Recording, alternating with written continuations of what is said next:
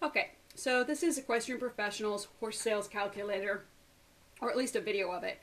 And I've had to kind of shrink it down in size so it'll fit in the video screen, so it might be a little bit blurry for you, but I'm going to talk you through what I'm doing so you'll understand how it works. So the first thing you're going to want to do is you're going to want to enter in your initial purchase price or your initial investment in the horse. So for just the sake of simplicity, I'm going to put in 10,000, but it could be 1,000, it could be 100,000. But this will show you how it works. So let's say we were planning on purchasing a horse for $10,000, and then we're going to keep it for 3 months and try to sell it at a profit.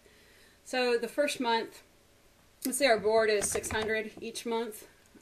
So that we're going to pop in 3 months here. So month 1, 2, and 3, 600.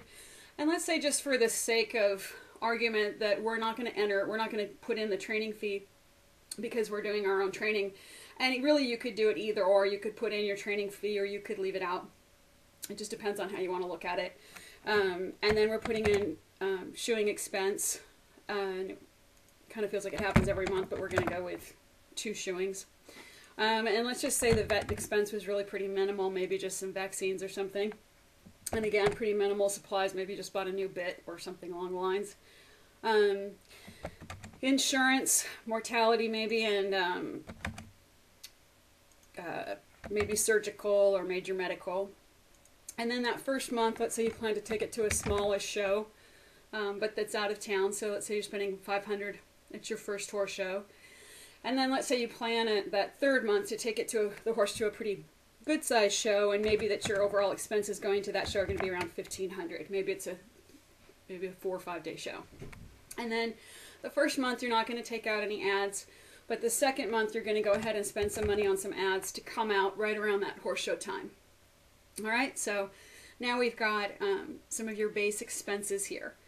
And let's say when you initially were thinking about buying the horse, your first thought was that you could keep it for 3 months and sell it for $15,000. Well, as you can see here, your total investment to date at that third month would be over $15,000. So if you price the horse at $15,000 at that point, which had maybe been your original plan, you would have a loss of $115. Now let's say, in addition to that, you had to pay another commission, maybe to another professional who helped you sell the horse or bought it for their client. You would actually end up with a loss of over $1,600. So that's where this calculator really kind of comes in handy, because sometimes how we calculate things in our mind aren't how they end up in actuality. So let's say instead of the 15, you decide you're going to price the horse at 20. All right? So you price the horse at $20,000. Then you have a profit. You still pay a commission, but then you have a profit of $2,885.